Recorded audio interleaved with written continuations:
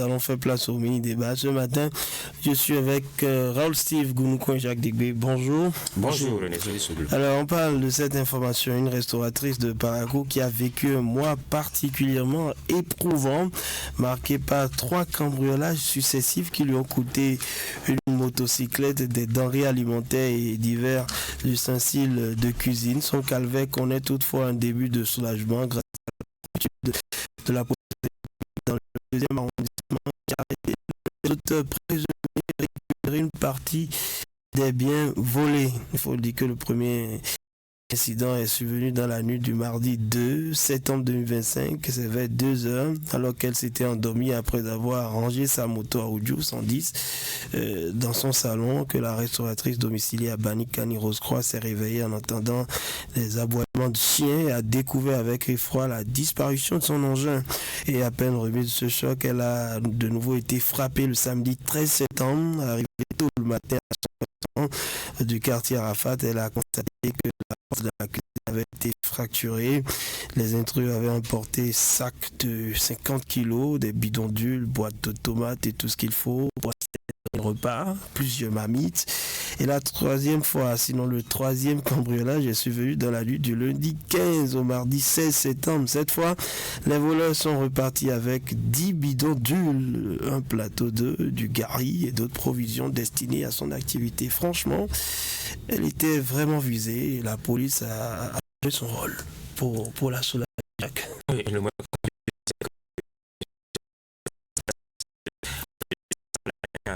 en l'espace d'un mois, même, et que vous avez visé par ces malfrats là. Et franchement, on lui souhaite beaucoup de courage déjà, cette dame là ce matin, si elle est à l'écoute. Mais il faut aussi déjà commencer par saluer le travail de la police républicaine. On a constaté depuis quelques jours, depuis quelques semaines que la police est en train de vraiment faire son travail sur le terrain. Beaucoup d'opérations. Et c'est ça qu'on demande à nos forces de l'ordre et de sécurité. Je crois qu'avec déjà cette information que vous nous avez livrée ce matin, c'est-à-dire un premier suspect qui est arrêté, un début de soulagement pour cette dame-là. Et je crois qu'à travers ce suspect, on pourra mettre la main sur les autres. Il a avoué les faits.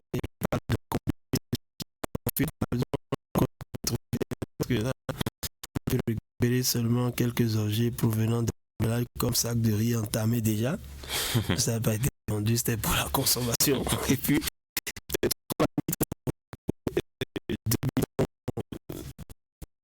déjà vidé, donc on a retrouvé le gari, le sel, les boîtes de tomates et quelques téléphones portables et ordinateurs. Non, je crois qu'il faut suivre la piste. Il doit pouvoir aider la police républicaine à retrouver mettre la main sur le reste de la bande du réseau afin qu'on puisse restituer à cette dame-là tous les biens qui ont été volés, notamment la moto. Il y a une moto qui a été également volée lors du premier cambriolage. Il faut qu'on puisse restituer à la dame tout ce qui l'appartient. Je crois que cela relance encore une fois la question de la sécurité dans la ville de Parakou. D'abord, de façon individuelle, nous devons prendre nos dispositions pour pouvoir nous un peu visé. Plusieurs fois de suite, parfois c'est qui vient manger tout un restaurant chez cette dame-là de façon particulière et qui va vous filer. Est-ce que vous avez, voilà, comment vous non, il faut faire attention, même avec son entourage, et il faut prendre toutes les prudences. Tout ce que faisons aujourd'hui parce que nous savons avec venir chercher la moto jusqu'au salon.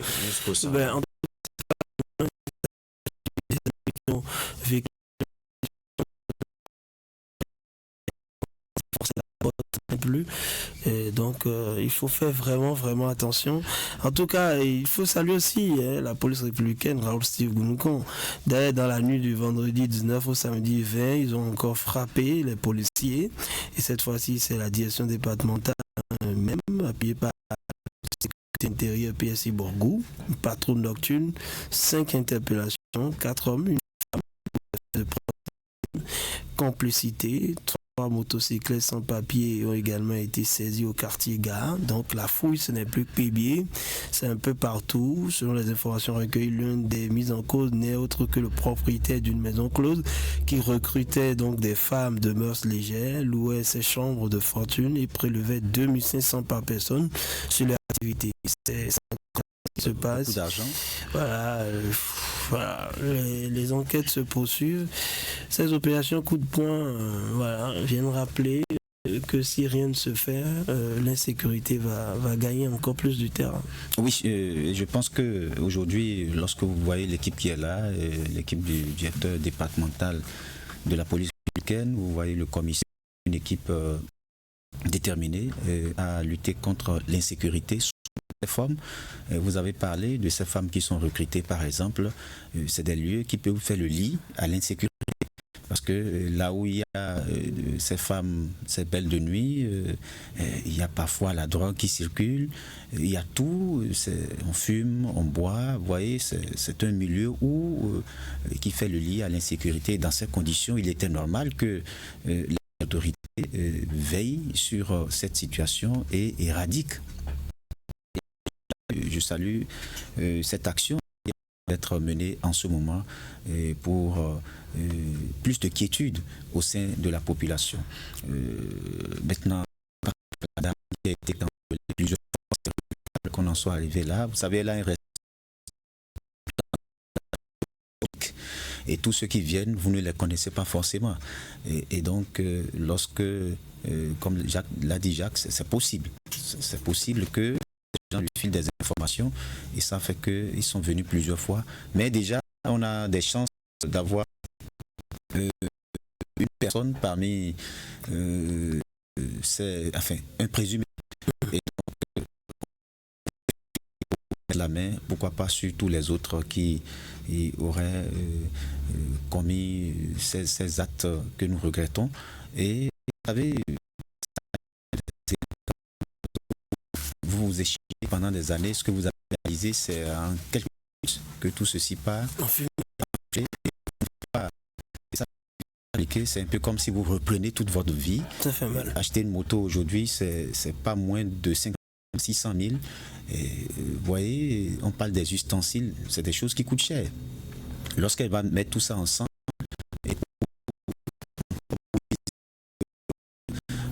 pour acheter tout ça au niveau du restaurant, acheter sa moto, parce que la moto, elle a besoin d'aller. C'est compliqué. C'est compliqué d'entreprendre dans ces conditions. Quand vous vous battez, vous gagnez combien? Il faut prendre un gardien aussi, ce n'est pas facile. La dernière fois, c'était une plainte qui était venue à la rédaction où un jeune qui entreprenait et vendait des téléphones portables a reçu la visite de ces malfrats. Ils ont c'est que ça vous anéantit et même si on vous retrouve, on ne retrouve pas les biens, c'est compliqué. Oubliant que les conditions dans c'est des prêts que vous faites et dans l'intention d'arriver. Mais vous voyez, un matin, vous... Non, il faut pour retourner à la maison, même s'ils viennent au salon maintenant. Mais des gens nous ont même confié qu'ils amènent la moto maintenant dans la chambre à coucher. Oui. Et d'autres l'enchaînent au lit. Il n'y a pas les ça au salon. Oui. Ils l'enchaînent au lit, la moto. Tous les moyens sont bons pour sécuriser maintenant, c'est bien. Ouais, Robert, vous passez la nuit au salon. Bon. C'est mieux.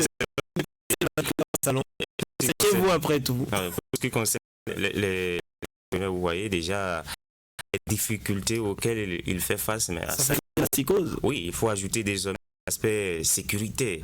Il y a déjà le fait qu'il faut faire il faut faire attention parce que c'est rivolé. Voilà quelqu'un qui vient ou quelqu'un qui veut vendre des marmites et autres. Et il ne fait pas ça. Mais vous achetez. Vous êtes c'est vous qui encouragez cela. Je crois que nous avons tous une part de responsabilité dans cette affaire. Il faut dénoncer, il faut signaler parce que quelqu'un qui n'est pas commerçant, vous sentez qu'il ne fait rien, mais qui débarque et vous propose des propositions. Un portable. C'est déjà un peu suspect, il faut essayer de comprendre. Il faut demander les papiers. Oui. D'ailleurs, même, ce n'est même plus trop conseillé d'acheter ces objets de À